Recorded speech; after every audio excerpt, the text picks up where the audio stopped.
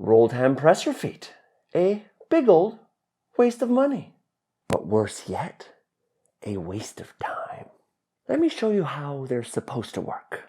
Facing in the opposite direction, I'm going to do a handful of stitches first to get it started. And then I flip it around to the direction that I'm actually going to be sewing. Oh, and snip your thread ends, unlike me here, because, well, it'll make sense in a second. Make sure my needle is up so that I can pull it out. Then I grab my threads and I put them through the swirly bit. Give it a couple jiggles until it's twirled enough. Okay, come on.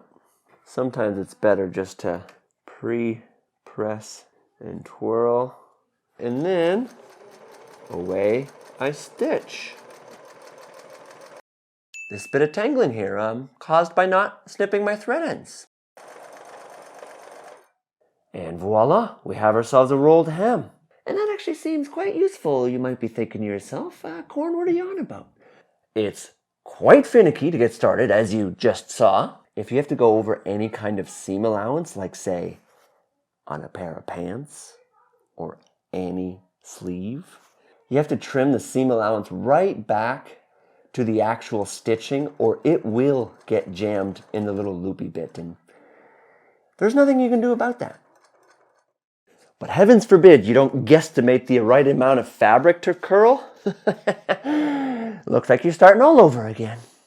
And do not even get me started on trying to do any kind of a curved hem. I mean, a bit of a negative tone to the start of this video. Is this really the kind of stuff we want to be making? Well, yes, I do. I mean, I'm trying to get some views here, you know, controversy, spicy takes. It's what gets people clicking. And how else are we going to get famous, you know? Really though? Okay, well, all right, fine. Yeah, not really my judge, but these things do blow though.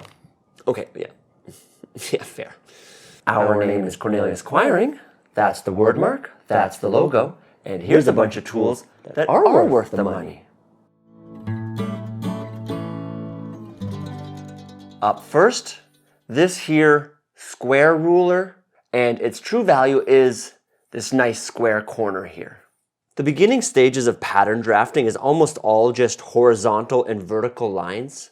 And so being able to just line up the ruler with a previously drawn line and know that I get a nice 90-degree angle is wonderful. But not only that, let's say, for example, I know I need to do another line 6 inches down. Just line this up with my 6-inch mark. Make sure it's nice and straight, and boom.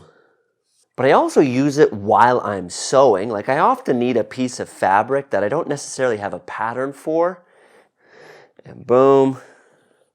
Probably gonna need some sort of a 90-degree angle. And there we go. I suggest getting a high quality metal one. This one specifically is made out of aluminum, I believe. It was quite expensive when I bought it, many moons ago. With inflation, who knows what they cost today, but worth every shekel I spent. And I also like the fact that it's nice and big, like it's 24 inches across this way and 14 up here, which is great for drawing, like say the center line on a shirt, or even longer, say all the way down the length of a pair of pants. The longer, the better. As for the French curve, I don't care for it. Hey, we're not doing this. Right? Not the video we're making anymore. Next, a tailor's tape. And this here puppy's used to take our own measurements. Like say, for example, we want to find out how big we got to make our sleeves. Because, you know, we've been doing those 10 push-ups every other Sunday. And looks like, ooh, 12 and a half. Beaches that way. But this here is no run-of-the-mill tailor's tape. If we look real close, we'll see sandwiched right in the middle is a little bit of fiberglass, which helps to prevent it from stretching over time. That's right, those cheap ones that they give out at the fabric store or you can buy for a couple bucks, yeah, they stretch over time and do not give you an accurate measurement. But it's also fantastic for measuring curves. I just place it on its side and then use a technique known as walking it out to figure out exactly how long a curve is. Oh, and I'll share links to as many of these tools as I can down in the description if you're at all interested. Full disclosure, some of them are affiliate links, others aren't. They're just great products and I want you to have nice tools. As for the seam gauge, well, this is the Swiss Army knife of sewing tools, but I've done 2 whole videos on this thing already, so go check out those if you want to learn more. If you're going to spend money on anything, spend it on a good quality pair of fabric shears. Why? Because a good pair of shears makes for a nice, clean, straight cut. And a straight cut is the key to a good stitch. And a good stitch makes a great garment. And that's why we're here. I also find you want a pair of shears that has a little bit of weight to them, you know? Good weight in the hands, but not too much. You don't want to overdo it. Don't go for the biggest scissors you can. I made that mistake the first time I bought a pair. 12 inches, too much, you know? And take good care of these puppies. I suggest just wiping the blades down every once in a while to get the lint off of there. A little oil in here where the joint is, just to keep that operating nice and smooth.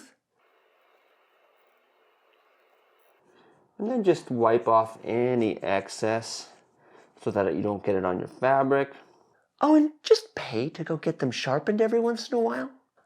Now, I'll be honest with you, it's a bit of a shear snob for a while, but I'll tell you what, a good rotary cutter, let me show you why. A rotary cutter does mean you need some sort of a surface to cut on. I went ahead and just got the biggest one I could, a 24 by 36 inch self-healing mat. Let's say I want to cut myself some bias binding. And I go ahead and put down my ruler. Does it look familiar? It's come in use again. And just boom, work my way along. Voila. Not only is it quicker, the cut on the edges is perfectly straight, something that I could not achieve with a pair of shears, but also with things like bias binding and keeping it nice and even in width, having that precision is going to make the difference. So there's quite a bit of overlap in terms of functionality between these two, but in terms of use, I prefer to cut out my patterns with the shears. You know, there's just going to be areas and places I need to cut into to get a nice point, which I just can't do with these. But then with the rotary cutters, I'll use it to cut strips and sort of odds and ends where I just need one line or something precise. A good pair of thread snips makes a real difference if you keep them next to your machine and use them as soon as you're done with the stitch. The reason being is it keeps your project cleaner as you're working, which means the details are just going to be a little bit nicer once you're all done. Sewing over old long thread pieces, it gets messy, things pull. Keep your work surface clean, you know? This pair that I have in my hands right now has, the best weight to them. However, the way it works is you take your third finger. Come on, focus, camera. Focus. Oh, and then my machine beeps. My. So, anyways, as I was saying, take your third finger, slip it in there so that it sits in the palm of your hands, and then use your 2 fingers to snip. You see how the blades are ever so slightly crossed over each other? That way, when you snip, they press up against each other and push open, which means that pressure creates a nice clean snip every single time. If you fancy yourself a pair of these here beauties, well, wouldn't you know it, they just so happen to be in my gift set, the link to which is down in the description.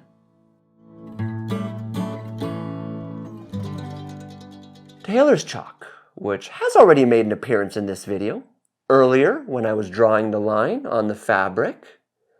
This stuff is super useful for, drawing lines to get ready to cut stuff out, marking hems, or even putting adjustments on my sample patterns, so that way I know where to tweak it.